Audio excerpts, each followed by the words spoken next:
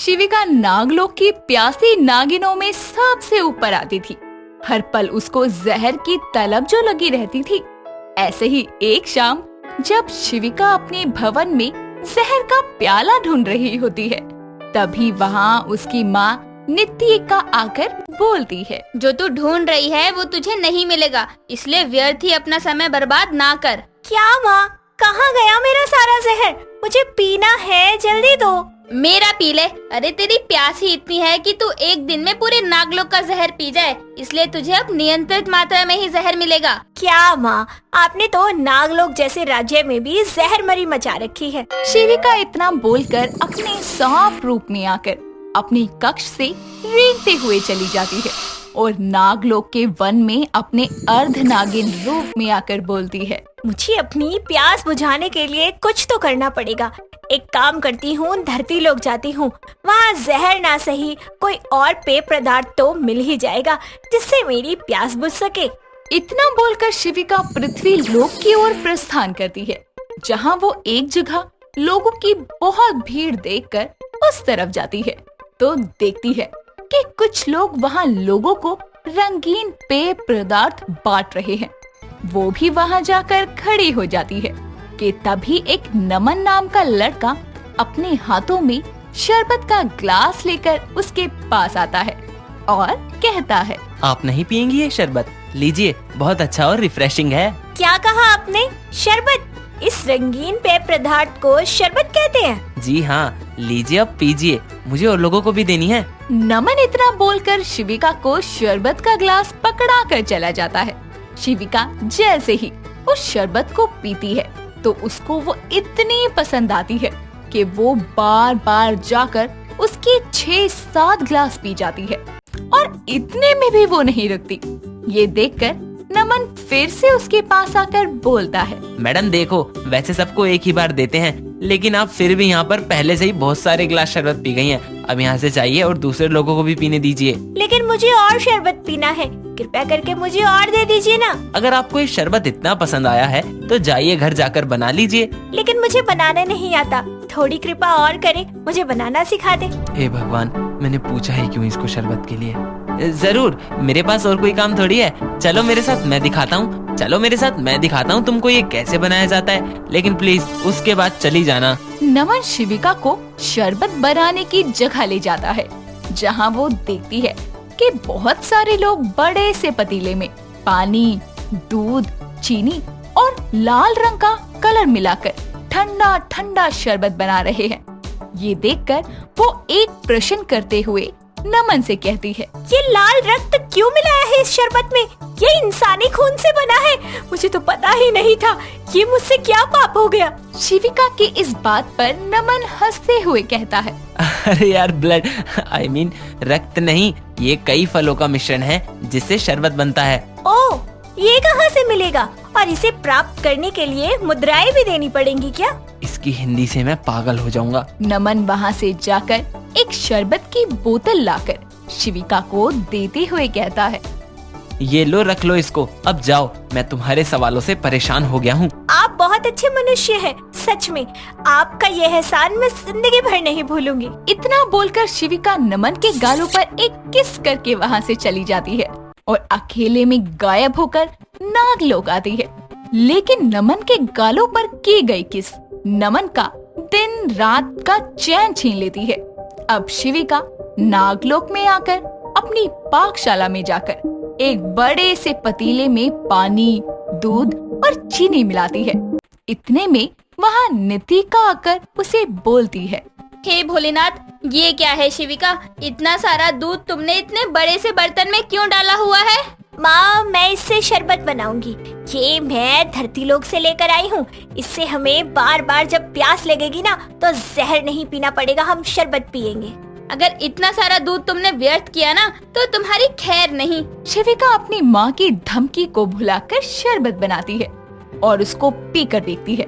वो सच में बहुत स्वादिष्ट बनता है, जिसके बाद शिविका अपनी माँ को भी शरबत पिलाती है और उसकी माँ को भी वो बहुत पसंद आता है और दोनों माँ बेटी नागलोक के सभी नाग नागिनों में शरबत बांटती है। तभी नागलोक की एक नागिन नगीना उनको ऐसे करते देखकर बोलती है। ये नागलोक के नाग नागिनों की रगों में जहर की जगह ये रंगीन पेय पदार्थ कौन भर रहा है? नाग नागिनों की रगों में अब भी जहर दौड़ रहा है। ये शरबत है जो मैं उनकी प्यास बुझाने के लिए पिला रही हूँ उनको। हाँ, तुम तो यही करोगी ना। यही तो चाहती हो तुम कि यहाँ नागलोक के नाग नागिन जहर रहित हो जाए। अगर वो जहर की जगह ये शरबत पियेंगे तो जल्दी ही उनके शरीर का जहर भी जहरीला होने की जगह मीठा हो जाएगा। नगीना की ये बात सुनकर सभी शरबत का ग्लास शिविका के पैरों में फेंक कर वहाँ से चले जाते हैं। ये देखकर शिविका को बहुत बुरा लगता है और वो अपने कक्ष में जाकर रोने लगती है। तभी उसकी माँ उसके पास आकर कहती है, मेरी पुत्री, तुमको दुखी होने की कोई जरूरत नहीं है। तुमने तो सबके भले का सोचा, और अगर किसी को तुम्हारे शरबत पिलाने के पीछे का कारण गलत लग रहा है तो लगने दो। मुझे पता है तुमने जो किया है सही किया है। इतना बोलकर नितिका शिविका को गले लगा लेती है और अब शिविका शरबत अपनी और अपनी माँ के लिए ही बनाया करती। लेकिन कुछ ही दिनों में उसकी शरबत बनाने की बोतल के अंत होने पर शिविका दोबारा पृथ्वीलोक जाती है, जहाँ पर वो दोबारा नमन से मिलती है और उसको देखकर नमन बोलता है, तुम फिर यहाँ? उस दिन के बाद तो गायब ही हो गई तुम। माफ करना, मैं ऐसे ही अचानक चली गई थी, लेकिन मैं तुमसे आज भी मदद मांगने आई हूँ।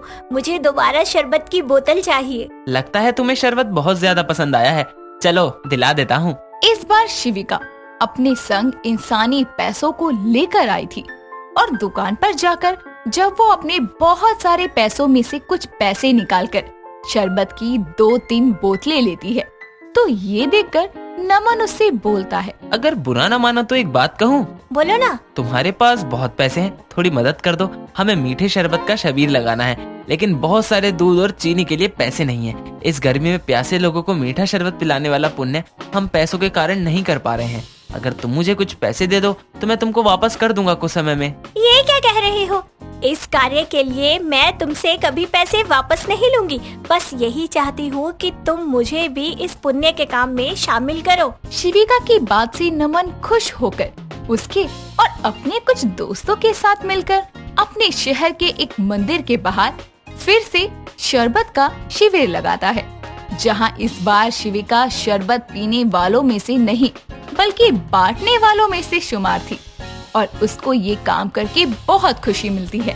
शाम तक सारा शरबत खत्म होने पर शिविका नमन से कहती है, सत्य में बहुत ही आनंद आ गया मनुष्यों की मदद करने में। अच्छा जी, रुको, तुम्हारे लिए भी है कुछ। नमन एक बड़ा सा शरबत का ग्लास लाकर शिविका को देते हुए कहता है, शरबत की दीवानी को भी तो शरबत पीना चाहिए। ये लो, मैंने तुम्हारे लिए बचा लिया था। धन्यवाद नमन। अच्छा, अब मुझे जाना होगा। शिविका अचानक ही नमन से दूर जाकर गायब होकर नागलोक वापस आती है और वो उसको ऐसे फिर से अचानक गायब होते देखकर कहता है, ये लड़की हमेशा ऐसे ही अचानक आती है और चली जाती है, और दूसरी मुलाकात पर भी इसने अपना नाम नहीं बताया।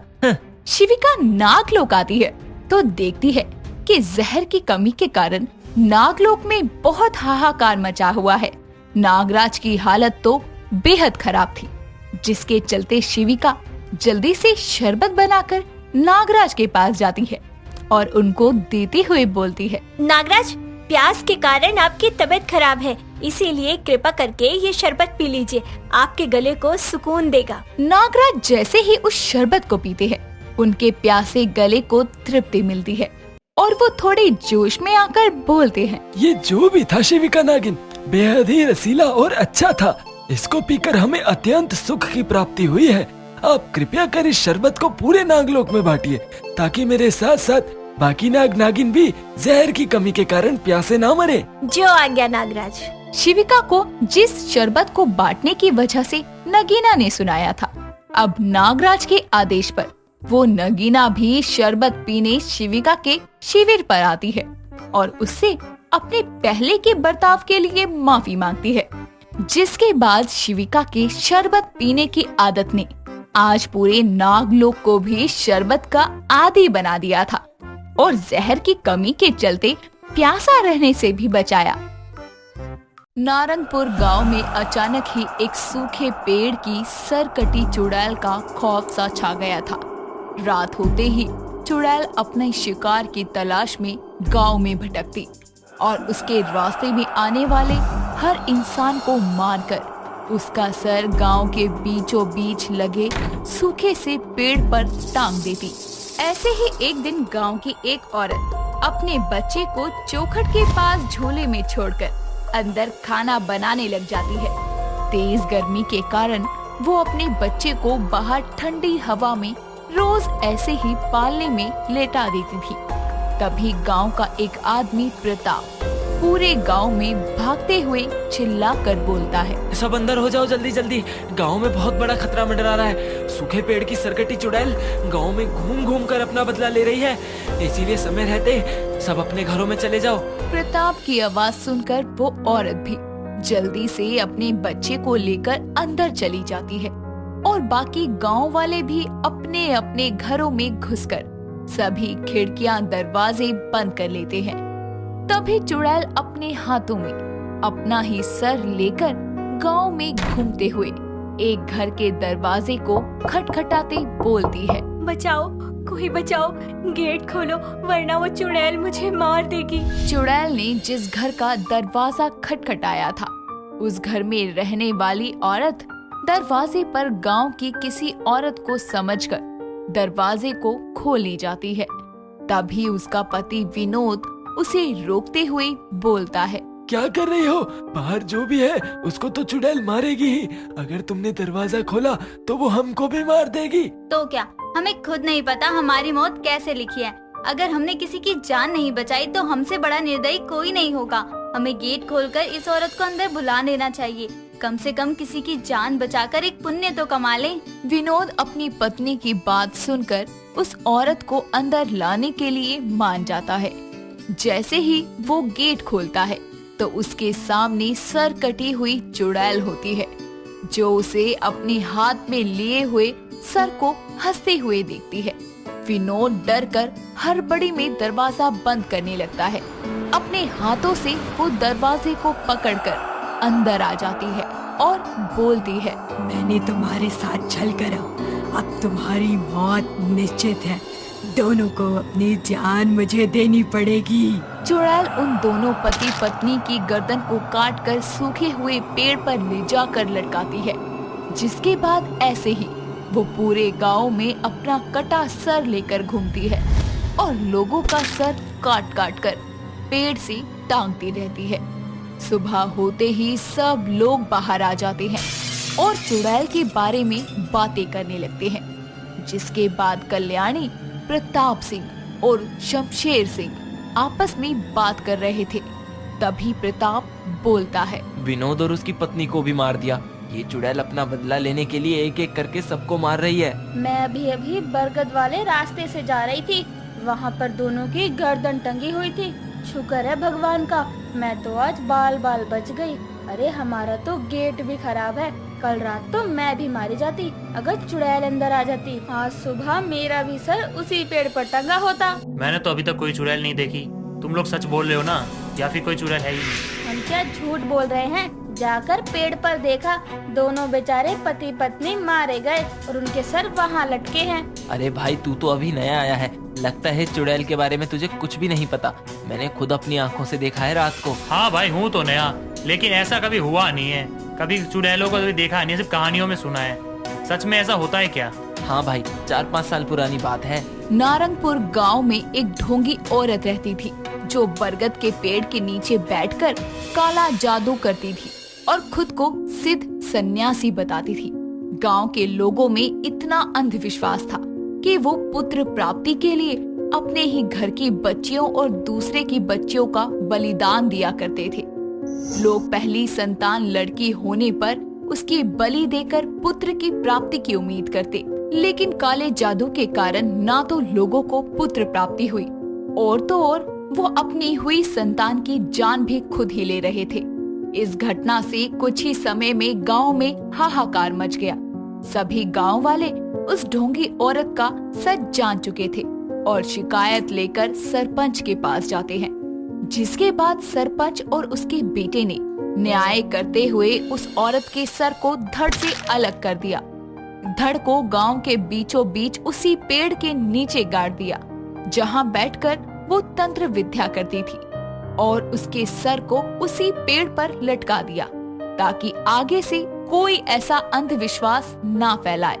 लेकिन मौत के बाद भी वो उस औरत को रोक नहीं पाई और वो एक सरकटी चुड़ैल में तब्दील हो गई, जो वापस लौटकर सब लोगों से अपना बदला ले रही थी। अच्छा, तो ये कहानी है चुड़ैल की। यह फिर से बदला लेने आई है, लेकिन इसका शरीर तो मिट्टी में गाड़ दिया गया था, तो फिर ये वापस कैसे आई? अरे कुछ टाइम पहले गांव में कंस्ट्रक्शन का काम चल रहा था, शायद तभी निकल गया होगा इसका शरीर। अच्छा चलो भाई, अपना अपना काम खत्म कर लेते हैं शाम होने से पहले, वरना वो चुड़ैल फिर आ जाएगी।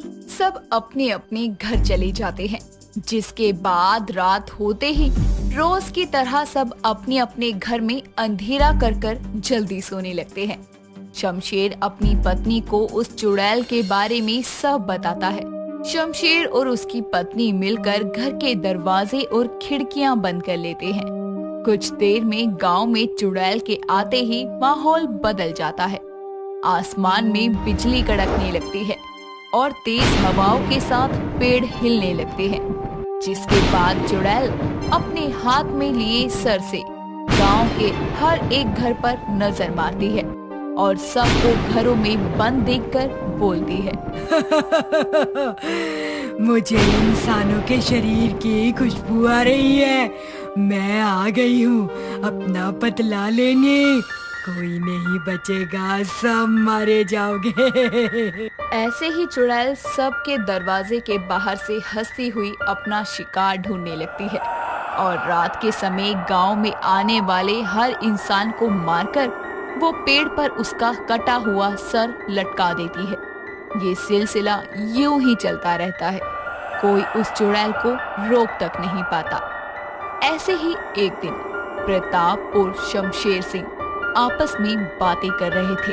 तभी शमशेर बोलता है, अरे भाई प्रताप, हम सब कब तक इस चुड़ैल का आतंक सहते रहेंगे? हम सब गांव वालों को कुछ करना पड़ेगा, वरना एक दिन वो सूखे पेड़ की चुड़ैल हम सबको अपने पेड़ पे फल की तरह सजा देगी। हाँ, तुम सही बोल रहे हो। सरपंच को जाकर बताना चाहिए, वही कुछ हल निकालेंगे। इतना बोलते ही शमशेर और प्रताप सरपंच के घर आते हैं और उसे जाकर बोलते हैं, सरपंच जी, आपको तो सब पता है सूखे पेड़ की सरकटी चुड़ैल के बारे में। अब वो सबके सर काट काट कर बदला ले रही है, हमें उसे मुक्ति पाने के लिए कुछ करना ही होगा। सरपंच सभी गांव वालों के साथ सलाह करके एक बहुत बड़े सिद्ध बाबा को बुला कर लाता है, जो गांव में आकर उस पेड़ को काटने की सलाह देते हैं। दिन के समय जब चुड़ैल की शक्तियां सबसे कम होती है, तो बाबा गांव वालों के साथ उस पेड़ को मंत्रों से अभिमंत्रित करके चुड़ैल को उसके अंदर ही बंद करके पेड़ को आग लगा देती है, जिसके बाद से उस सूखे पेड़ के साथ उस सरकटी चुड़ैल का भी हमेशा के लिए खात्मा होता है और गांव के लोग अब से उस चुड़ैल जैसी किसी भी औरत या आदमी को अपने गांव में अंधविश्वास नहीं फैलाने देती।